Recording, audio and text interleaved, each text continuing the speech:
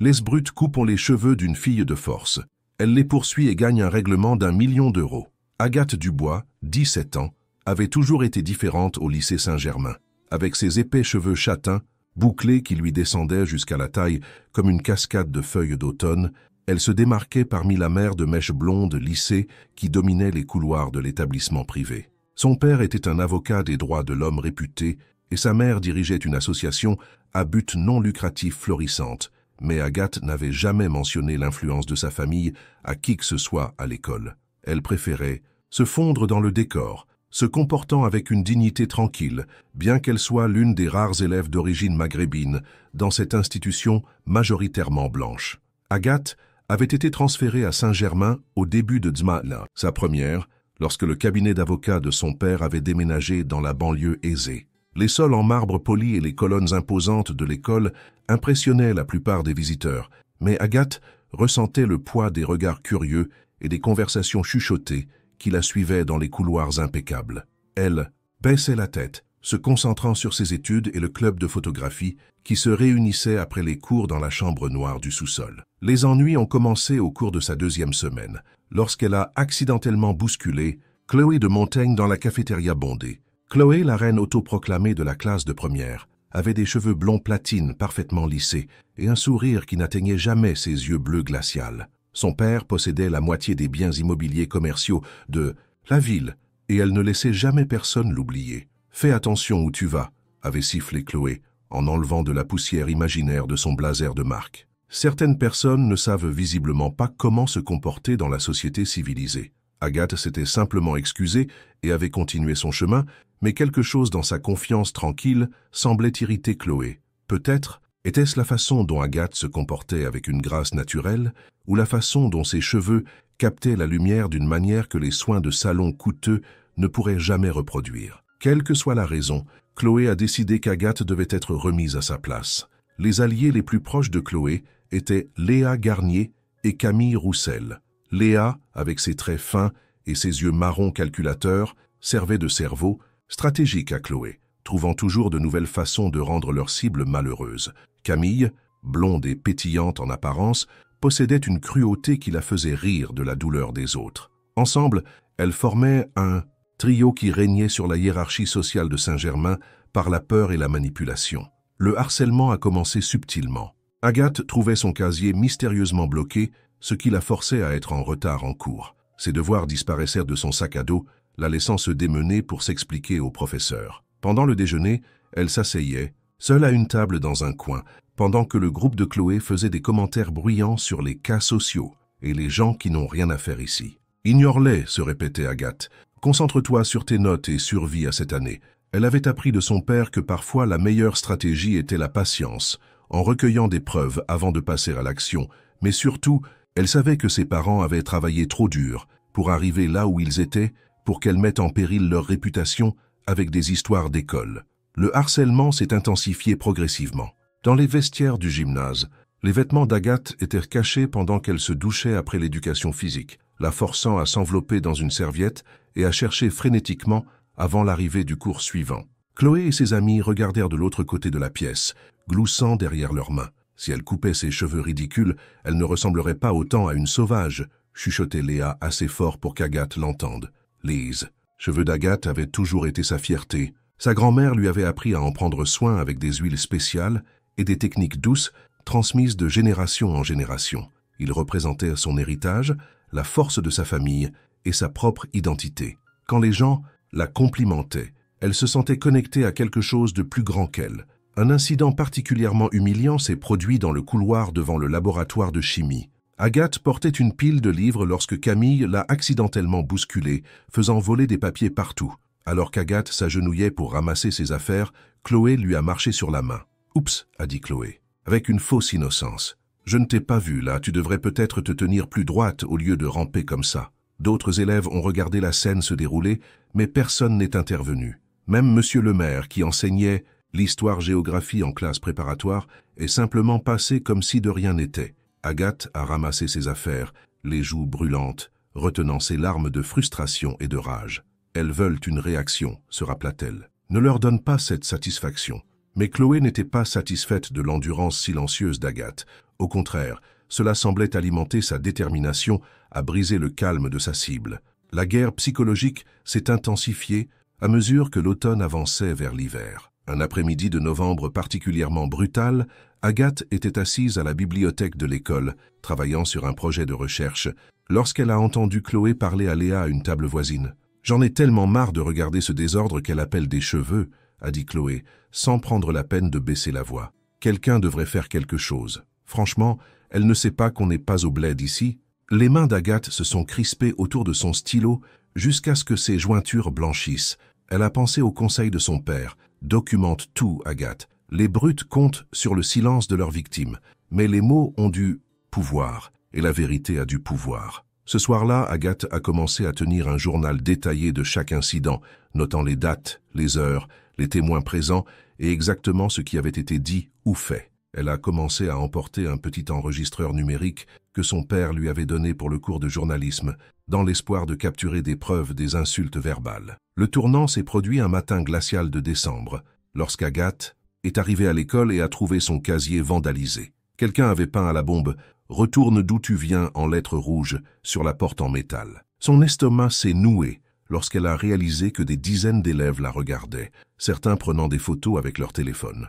Le proviseur Dubois est arrivé en quelques minutes, le visage grave, en constatant les dégâts. « Mademoiselle ? » ?»« Dubois, je suis terriblement désolé pour cela. Nous allons faire nettoyer immédiatement par le service d'entretien et lancer une enquête complète. » Mais Agathe savait que l'enquête ne mènerait nulle part. Il n'y avait pas de caméra de sécurité dans ce couloir particulier et elle doutait qu'un élève se manifeste comme témoin.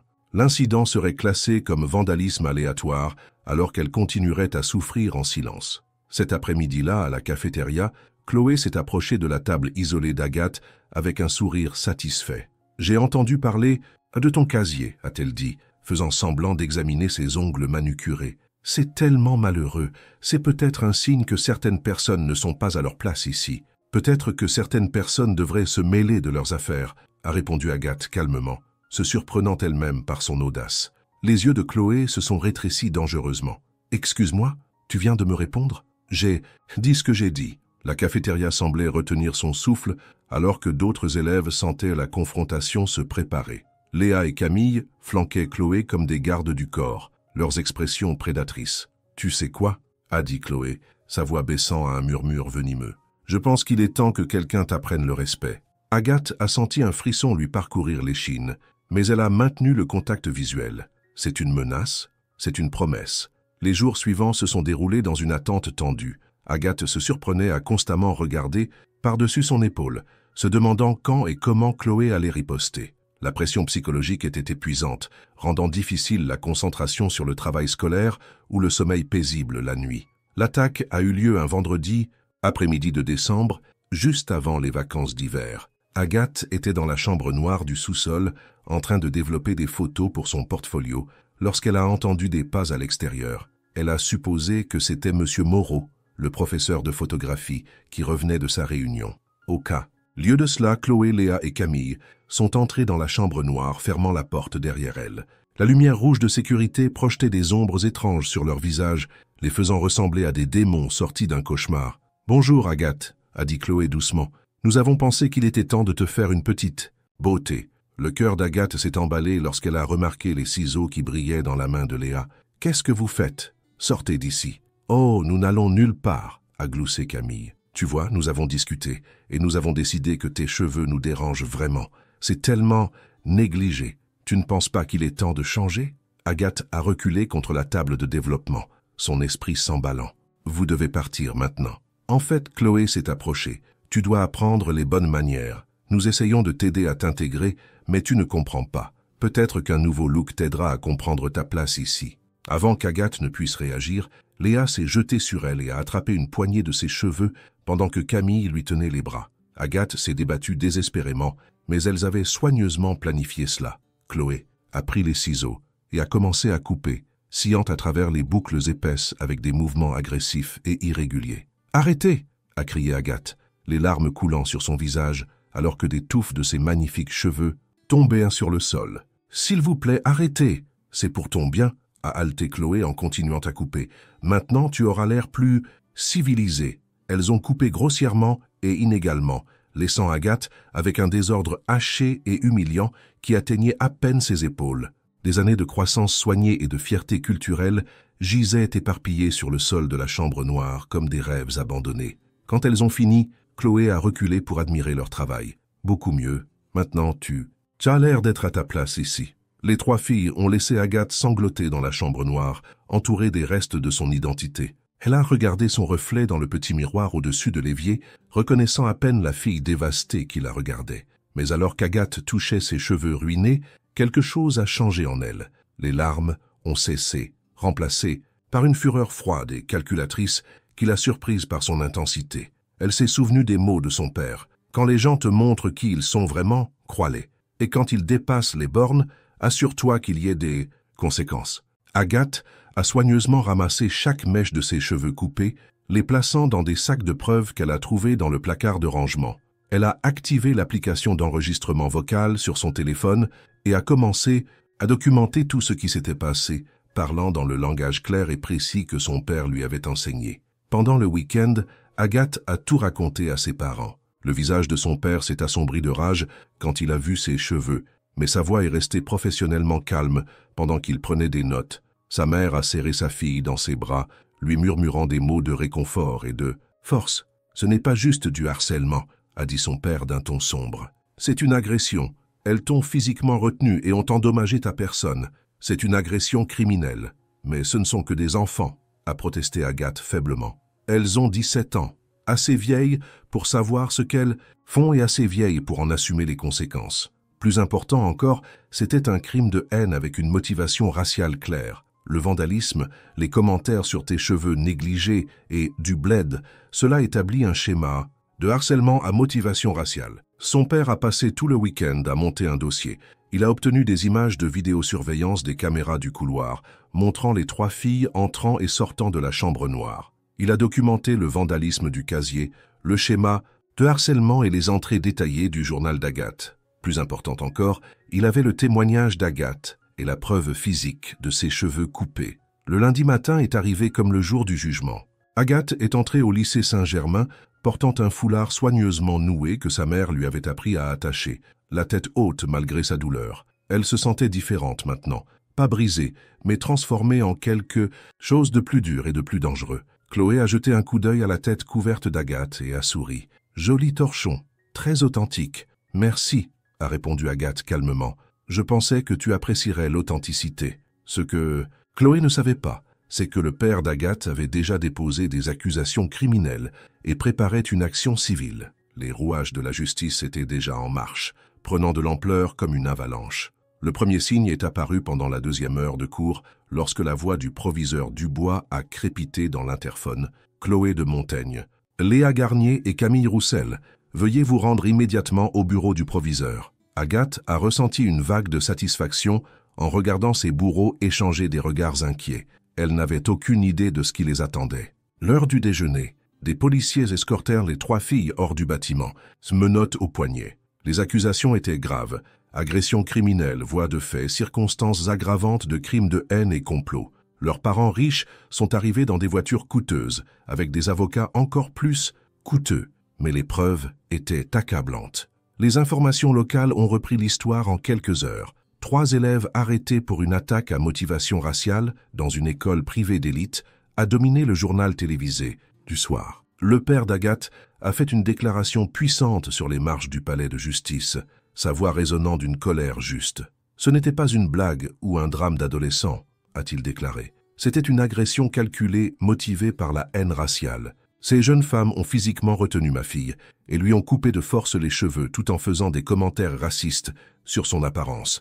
Nous poursuivrons la justice par tous les moyens légaux disponibles. » L'histoire a explosé. Sur les médias sociaux, la justice pour Agathe a commencé à être tendance alors que les gens partageaient leurs propres expériences de harcèlement et de harcèlement racial. L'incident a suscité des conversations nationales sur le racisme dans les établissements d'enseignement d'élite et la nécessité de renforcer la protection des élèves de couleur. Le lycée Saint-Germain s'est retrouvé sous une surveillance intense. Les parents se sont demandé pourquoi l'école n'avait pas réussi à faire face à l'escalade du harcèlement. Les anciens élèves ont menacé de retirer leur soutien financier. Le conseil d'administration a convoqué des réunions d'urgence alors que les demandes d'inscription chutaient. Le proviseur du bois a présenté des excuses publiques, mais elles semblaient creuses et calculées. Le lycée Saint-Germain a une « tolérance zéro pour le harcèlement ou la discrimination », a-t-il lu dans une déclaration préparée. Nous révisons nos politiques pour nous assurer que cela ne se reproduise plus jamais. Le père d'Agathe n'était pas satisfait des promesses vides. Il a intenté une action civile massive contre Chloé, Léa, Camille, leur famille et le lycée Saint-Germain lui-même. La poursuite alléguait la négligence, le défaut de fournir un environnement éducatif sûr, la violation des droits civils et l'infliction intentionnelle de détresse émotionnelle. Les procédures judiciaires ont progressé rapidement. Le père de Chloé a essayé d'utiliser ses relations immobilières pour faire pression sur la famille d'Agathe, mais il a découvert qu'attaquer un avocat des droits de l'homme réputé, c'était comme piquer un ours qui dort. L'attention des médias n'a fait qu'intensifier les problèmes juridiques de sa fille. Au cours des dépositions, toute l'étendue de la campagne de harcèlement a été révélée. Les images de vidéosurveillance ont révélé des mois de tactiques, d'intimidation subtile. Les messages textes entre les trois filles ont montré la préméditation et l'animosité raciale. Des témoins de moralité ont témoigné de l'impact psychologique sur Agathe. Chloé a craqué la première lors de sa déposition, sanglotant alors que le père d'Agathe démantelait systématiquement ses allégations d'innocence. Les questions de l'avocat étaient précises et implacables, révélant la nature calculée de la campagne de harcèlement. « Avez-vous qualifié les cheveux de ma fille de négligés ?» a-t-il demandé. « Je ne me souviens pas. Avez-vous dit à Léa Garnier que quelqu'un devrait faire quelque chose aux cheveux de ma fille? Peut-être, mais je ne voulais pas dire. Avez-vous retenu ma fille pendant que Léa lui coupait les cheveux? Ce n'était pas censé être grave. Répondez à la question. Avez-vous physiquement retenu ma fille? Oui, a chuchoté Chloé, son privilège s'effondrant sous le poids des conséquences juridiques. Le procès pénal s'est poursuivi alors même que les négociations de règlement commençaient. L'accusation avait un dossier étanche et les avocats coûteux des accusés ont conseillé d'accepter des accords de plaidoyer. Chloé, Léa et Camille ont chacune plaidé coupable à des accusations réduites, mais ont tout de même fait face à une probation, à des travaux d'intérêt général et à des consultations obligatoires. Le règlement civil est l'endroit où le père d'Agathe a vraiment démontré ses prouesses juridiques. Il a méthodiquement calculé les dommages-intérêts pour détresse émotionnelle, perturbation de l'éducation, frais de thérapie et dommages-intérêts punitifs conçus pour envoyer un message. L'incident de la coupe de cheveux avait traumatisé Agathe, mais il avait également réveillé quelque chose de puissant au sein de sa famille. Le lycée Saint-Germain a réglé rapidement pour éviter une publicité négative supplémentaire, acceptant de mettre en œuvre des programmes complets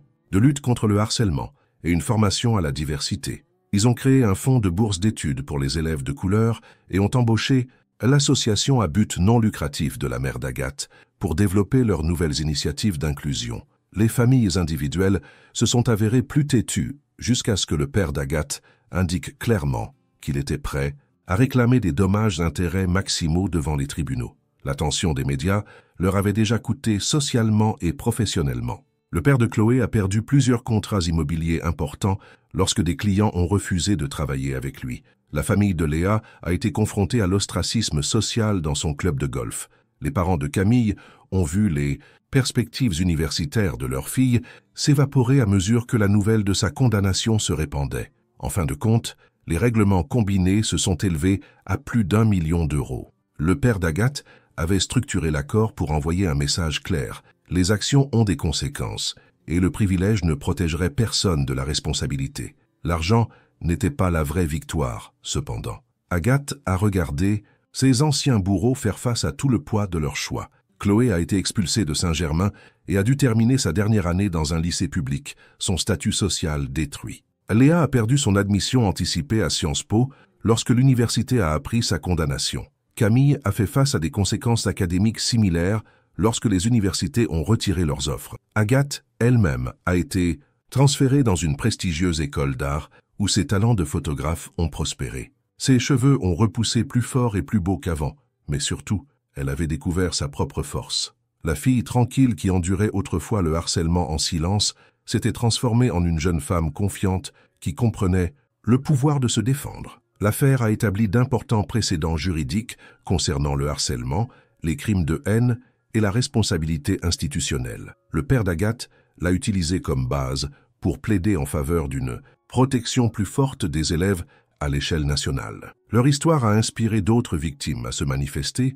et à demander justice. Le jour de la remise des diplômes, Agathe a prononcé le discours d'adieu dans sa nouvelle école. Elle a parlé de résilience, de justice et de l'importance de transformer la douleur en but. Ses cheveux flottaient autour de ses épaules comme une couronne, chaque boucle représentant la force qu'elle avait trouvée dans son moment le plus sombre. Elle pensait pouvoir me briser en me prenant quelque chose que j'aimais, a-t-elle dit au public. Mais elles m'ont seulement fait réaliser que mon vrai pouvoir venait de l'intérieur. Parfois, la pire chose qui vous arrive devient le catalyseur de la meilleure chose que vous faites. Agathe a ensuite étudié le journalisme et le droit, inspirée par l'exemple de son père, mais déterminée à tracer sa propre voie. Elle a créé une association à but non lucratif